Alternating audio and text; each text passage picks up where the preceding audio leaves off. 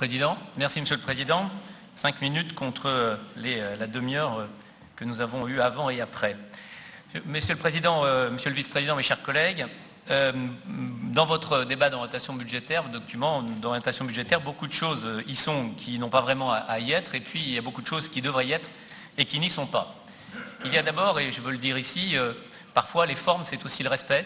Je le redis, il n'est pas normal que le vice-président, pas plus qu'il n'ait honoré le Césaire, n'ait honoré la commission de la présentation des orientations politiques budgétaires de votre majorité. Il y a d'abord beaucoup de redites. D'abord sur l'audit, et puis quand ce qui est dit ne vous convient pas, vous l'écrivez à votre sauce. Monsieur le vice-président, fin 2014, la situation financière de la région demeurait favorable. Ça, c'est la synthèse du rapport de la Chambre régionale des comptes sur les exercices 2010 à 2014. Vous ne pouvez pas dire, contrairement à ce que vous répétez, mais répéter un mensonge n'en fait pas une vérité, que le rapport serait accablant. Deuxième élément, vous parlez, et je vous en donne acte, d'un rétablissement, une réaugmentation de l'investissement, qui toutefois, si vous y parvenez, sera quelques dizaines de millions, peut-être 30 millions de plus que la moyenne des 6 dernières années, en matière d'investissement. Nous approuvons cette orientation de principe. Le problème, c'est qu'il semble que vous ayez besoin ces derniers temps de faire un peu de cavalerie à l'envers, puisque dans les rapports de commission permanente, nous verrons que pour aboutir à tenir vos objectifs, vous êtes obligé d'anticiper fin 2016 des dépenses qui normalement auraient été dues début 2017 pour à peu près 16,5 millions d'euros. Au lieu de payer en janvier 2017, on paye en décembre 2016. Ça améliorera toujours le degré d'exécution en matière d'investissement qui ne paraît pas fantastique. Deuxième élément, beaucoup de contradictions.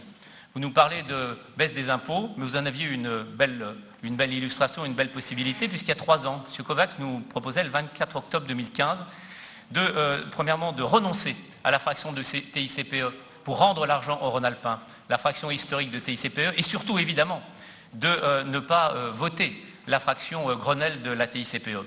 Mais que ne le faites-vous maintenant dans votre volonté de baisser les impôts? La vérité, c'est que vous êtes bien content qu'aujourd'hui la région dispose de ces recettes pour équilibrer votre budget. Beaucoup de contre-vérités, enfin. Beaucoup de contre-vérités sur la dette, quand vous osez dire qu'enfin on gère la dette, alors que le rapport de la Chambre régionale des comptes manifeste que la gestion de la dette sans un euro d'emprunt toxique a toujours été exemplaire, et vous pourriez le reconnaître. Quand vous vous targuez d'économies sur des dépenses qui n'existent pas, par exemple, dans ce qui a été donné à la presse, vous dites qu'il y a une baisse du nombre de vice-présidents de 15 à 29, ça fait 5,5 millions d'euros sur le mandat. Mais de qui se moque-t-on? Parce que si aujourd'hui il y a 15 vice-présidents, c'est qu'il n'y a plus qu'une seule région. Et vous targuez d'économies qui sont liées aux fusions, c'est quand même très fort, mais ça n'en fait pas une vérité. Et puis, il y a beaucoup de choses qui devraient être dedans et puis qui n'y sont pas. Et c'est quand même beaucoup plus ennuyeux. Parce qu'un débat d'orientation budgétaire, et le Césaire l'a dit, ça ne sont pas que des objectifs chiffrés, ce sont aussi des grandes priorités. Et il n'y a pas de chiffres. Je ne vous parle pas de chiffres précis, je ne vois pas de la ligne. Je vous dis simplement que sur les 75 millions d'euros de dépenses de fonctionnement, dont on rappelle quand même que certaines sont, et le Césaire l'a redit, des investissements pour l'avenir, eh bien, nous ne savons pas si ce seront les crédits de la formation professionnelle qui seront affectés, si ce seront les crédits de l'apprentissage, si ce seront les crédits des transports, si ce seront les crédits de l'économie, si ce seront les associations, la culture ou le reste. Parce que, Monsieur le Président, vous pouvez dire à l'extérieur que les 75 millions d'euros d'économie, c'est uniquement sur le fonctionnement administratif. À d'autres, vous savez comme moi que le fonctionnement administratif de la région, c'est à peine plus que cette somme-là. Et vous ne proposez pas de le réduire à 0. La vérité, c'est qu'aujourd'hui, personne ne connaît vos choix.